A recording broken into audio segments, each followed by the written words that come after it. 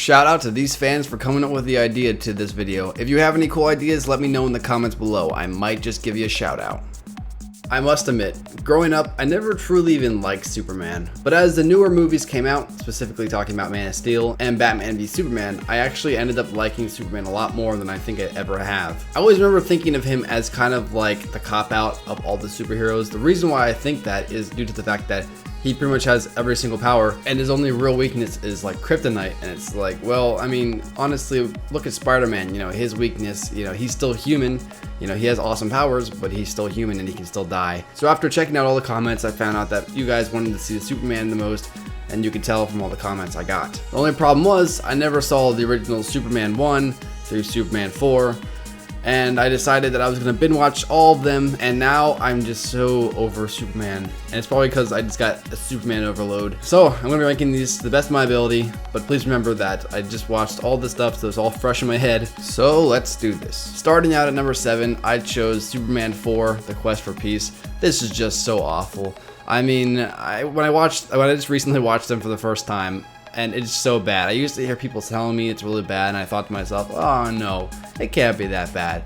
But it really is really bad. You know, the whole idea of Nuclear Man would be a cool concept, but it was just like delivered so terribly, and you could tell it's kind of like a hash on. They wanted to make more money, and this is a prime example of the studio just holding on to a property to make money off of it. You know, I saw Superman 1 and 2, and they weren't too bad, and then we had Superman 3, which kind of was like, oh, can I get this over with? Then I watched the 4th one, and oh my lord.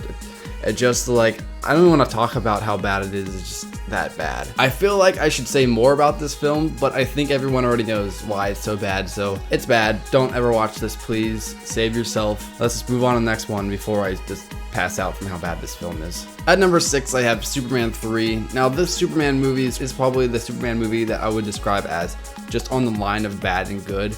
I feel like this is the point where the studio actually started getting tired with ideas, and they started throwing in like comedian in there to really try to liven up the film, but I actually feel like he didn't really do as well as I hoped he would. When it comes up to the worst Superman film, people will say Quest of Peace, and yeah, for sure, Superman 3 isn't that great of a film though, but it's not Quest for Peace, so I definitely recommend if you are watching the original Superman 1 and 2, and you want to see a third one, go for it, but do not see the 4th one. Now you can probably see Superman Returns, considering that's supposed to be the 5th film out of all of them, so that's pretty interesting. I didn't actually know that until doing some research on all these films, and Superman Returns is actually like Superman 5, so that's pretty cool. So just skip from 3 right to 5, pretend 4 never happened, and we'll be okay. There's not much you can say about Superman 3. I'm trying to think of some key elements to throw in there, but I honestly can't think of any.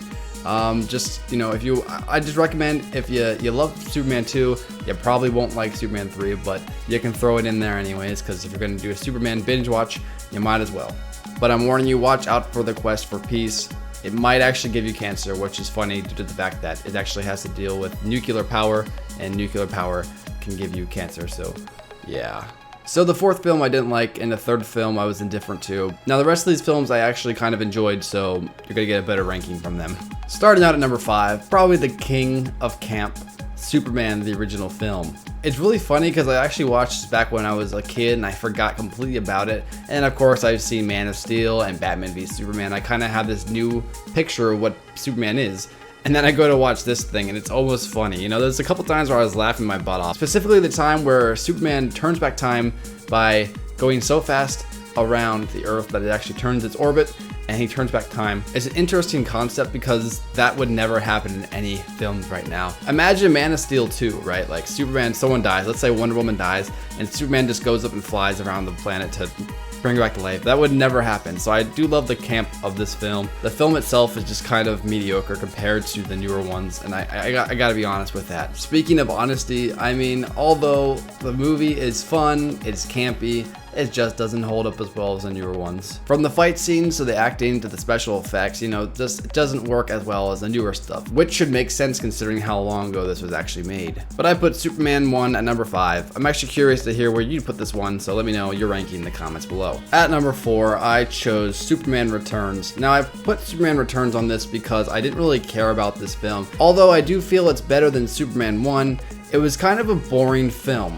Now, like I said, I haven't seen this one in a long time either, so when I actually recently watched it after already watching Man of Steel, you know, this is just kind of lackluster. I think if you compare these films compared to action and story, you know, they just don't compare to what Man of Steel is. And I know Man of Steel gets a lot of flack for what it is and all the destruction it made, but honestly the story is just fine. You know, it's better than any of the other films we're gonna see here. Of course, I'm not just basing my opinion off of that, but all those different factors do contribute to why I'm ranking these the way I am. Now, the story of Superman Returns, it's just kind of like everywhere, but it's also boring. You know, one of the nice things about Man of Steel, or even Batman v Superman, is the fact that it might be everywhere, but it's still kind of always keeping you on the edge. You're kind of like waiting towards the next action point, but you're also listening to what people are saying. In Superman Returns, I didn't care what was going on between Supes and Lois, and even Lex Luthor. You know, Kevin Spacey as Lex Luthor, it sounds like the perfect combination, but it just didn't fit for me, you know? Now, I'm not gonna go ahead and defend Jesse Eisenberg because, you know, some people like him, some people hate him, whatever. But I do feel that Lex Luthor hasn't been done well since Gene Hackman back in the original Superman films. Of course, that's just my opinion. But if you're a Superman fan, I would still recommend this film regardless. Jumping into number 3, I chose Superman 2. The reason why Superman 2 is number 3 is because although it is pretty good, I just think Man of Steel and BVS is a little bit better. One of the nice things I noticed about Superman 2 is the fact that the company actually seemed like they were trying more with it compared to the third and the fourth film. The first one came out and it did pretty good, so they made a second one that was almost as good, if not better. And like I say in most of my videos when I'm talking about sequels, the sequels should just be as good, if not better. They should always be trying to improve upon the original. And what happens is sometimes with franchises, like I mentioned about Shrek or even Spider-Man, the first sequel is pretty good and it grabs all the viewers, but then after that, sometimes the companies will just expect because the first two did pretty good that the third and fourth and whatever else they make is going to be just as good, and they can kind of lower the quality so they can save more money but also still make lots of money. So I can tell they tried with Superman 2, and I'm glad to see them do that. The fight scenes are better than the first one for sure. I actually like Zod in this too. You know, although I do like Man of Steel's Zod a little bit better, this Zod was still pretty threatening, and I think they did a good job with him. Overall, it did what sequels were supposed to do. It rose the stakes,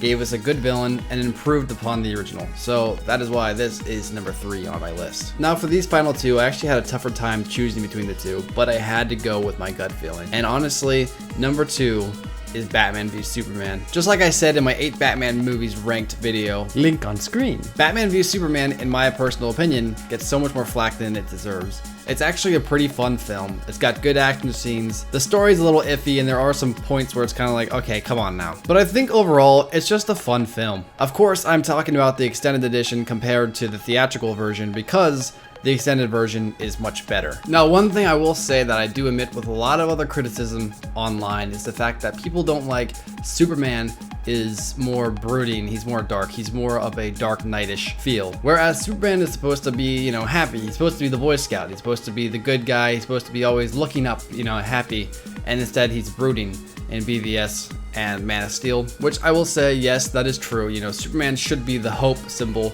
not more of the brooding, sad symbol. As you can tell, brooding is probably the perfect way to describe Zack Snyder's DC universe. But I think the universe that Zack Snyder and DC is trying to create, the Superman does fit in it, and I do think that the campy old Superman would not work in this type of universe, so whatever they're going for, I think they're doing it okay. And although it would be nice to see a little less Batman-ish-y coming from Superman's character, I think Henry Cavill's Superman is probably the best so far. And at number 1, we have Man of Steel. Now, as you can tell, I'm more of the modern type of Superman guy. You know, I like the modern take. I know a lot of people who like the older campy Boy Scout take. I prefer the more dangerous, more angry Superman. Because honestly, the more modern take, although it isn't what we remember of Superman, it's more realistic. One of the things that people really hate about Man of Steel, besides the destruction, is the fact that Superman actually kills Zod. But I think people aren't really realizing the whole situation of what's going on. Zod's killing people. You know, Zod is an evil being. What was Superman supposed to do? Just knock out Zod and throw him in a jail cell? No, that doesn't work that way. Zod was bad. He was a very bad person. And as far as I'm concerned, Superman did the right thing snapping his neck. But of course, that's just my opinion. The thing people are missing from this film is the fact that although Superman is the sign of hope, growing up, he didn't have much hope. You know, he was constantly tormented by bullies, even though he had the power to rip them in half. You know what I mean? Imagine having the power to be able to stop anything you want, but not being able to use it. Man of Steel is probably the best Superman in my opinion due to the fact that he's the most realistic. While the older films show his power and his overall just general nice being, they stick very close to his comic book direction. Whereas Man of Steel, although he isn't human, he is the closest to human we've ever seen. And that is why Man of Steel is #1 on my list. But how would you rank these films? Let me know in the comments below. Remember to like and subscribe if you guys enjoy my videos, and until next time guys, see ya!